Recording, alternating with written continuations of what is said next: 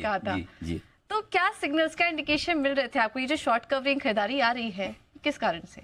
देखिए, ये short covering, पहला तो ये कि एफआईएस की इंडेक्स लॉन्ग पोजीशन जब आपकी घटकर 14% पे आ जाए तो नो ब्रेनर है। अगर हम मतलब पुराने डेटा से कुछ नहीं सीखेंगे तो कैसे काम चलेगा?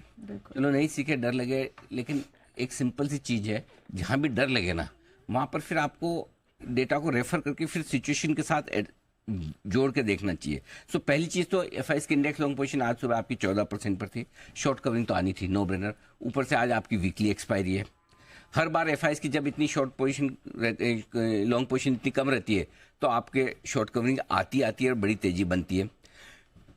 रेंज के ऊपर निकलने के बाद देखो, एफआईएस ने तो किया ही होगा आज, पक्का आप नंबर देख लीजिएगा, एफआईएस की तो आज पक्की शॉर्ट कवरिंग के लिए आएंगे, इसमें कोई डाउट नहीं है। इंडेक्स और स्टॉक फ्यूचर्स में बढ़िया शॉर्ट कवरिंग के नंबर आएंगे फ्यूचर्स में।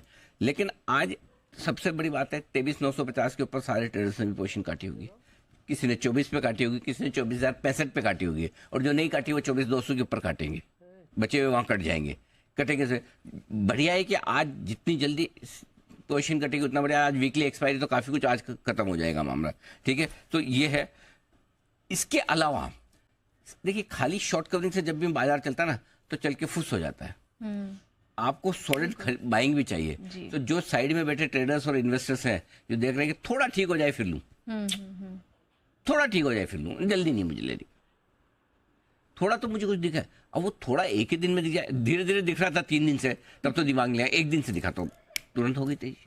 तो ये है आपके लिए आज इंतजार कर रहे ट्रेडर्स और इन्वेस्टर्स ने भी थोड़ा कॉन्फिडेंस आया, जोश आया, मूड बना, ले लो टाइप जैसा है। बिल्कुल।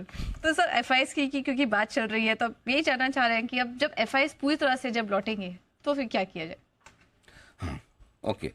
देखो, पूरी तरह से लौटेंगे मेरे हिसाब से तो आज लौट गए हैं। हाँ, मेरे हिसाब से आज आ गए एफआईएस। नहीं आए तो आज सुबह बात भी कर रहे थे, मैंने कहा मोस्टली आज आ जाएंगे। अभी क्या हो गया, ये टेक्नोलॉजी इतनी हो गई तो छुट्टी पे भी ढंग से जाते नहीं है है ना, खाली तन से छुट्टी पे जाते हैं, मन और धन से नहीं जाते। कहीं भी गौर से सुनिएगा, समझो कोई एक एफआईएस मॉरिशस और सेशल्स में बैठी बीच पे, ठीक है, लैपटॉप हाथ में, तो तन से वहाँ छुट्टी पे, मन उसका बाजार में लगा हुआ है, और धन अकाउंट में है, शेयर या पैसा, तो क्या एक ऑर्डर ही तो देना है, करेक्ट, काम हो जाता है। सो मेरे हिसाब से तो पूरी छुट्टी पे इस बार गई नहीं है ना। तो रोज हो ही रहा, बोले आप देखो, तो अब तन से भी आ जाएंगे, कुछ आ जाएंगे, कुछ ज्यादा मंडे तक आ जाएंगे, ठीक है ना। तो ये हो गए। तो पहली चीज, अब इनकी बेचने की, आप जो पूछ रहे ये लौटेंगे तो क्या करेंगे, जाने के पहले क्या किया इन्होंने, बेचा। क्यों बेचा? नंबर 1, इनको वैल्यूएशन महंगे लग रहे थे। नंबर 2, इनको लग रहा था कंपनी के नतीजे कमजोर आएंगे, बराबर है। और नंबर 3, रुपए की कमजोरी होगी तो हमारे पोर्टफोलियो की वैल्यू कम जाएगी। अब आइए, ये 3 वजह से कमजोरी हुई। पहली वजह, वैल्यूएशन महंगे, 10% मार्केट घट गया, ठीक हो गया। दूसरा, कमजोर नतीजे बिल्कुल आए थे, लेकिन आमतौर पर राय अभी है कि जितने नंबर्स आपके पिछले तिमाही के कमजोर आएंगे उतनी इस बार नहीं आएंगे। और तीसरा, रुपए की कमजोरी जो हो गई, अब इससे ज़्यादा बहुत ज़्यादा तुरंत नहीं होगी, ज़्यादा ज़्यादा 1 आध रुपया घट जाए तो अलग बात है। तो ये तीनों कारण आपके अब धीरे धीरे कम होना है। इसके ऊपर प्लस अब नए एलोकेशन आने की तैयारी है नए साल में, ठीक है। ऐसे में एफआईएस जब पूरे लौटेंगे तो और शॉर्ट कवरिंग करेंगे और खरीदेंगे। और वैसे भी 2 महीने तक उन्होंने 2,30,000 करोड़ का बेचा, पिछले महीने 17,000 करोड़ ही बेचा है दिसंबर में, सेलिंग कम कर दी, एकदम नहीं के बराबर है, ठीक है।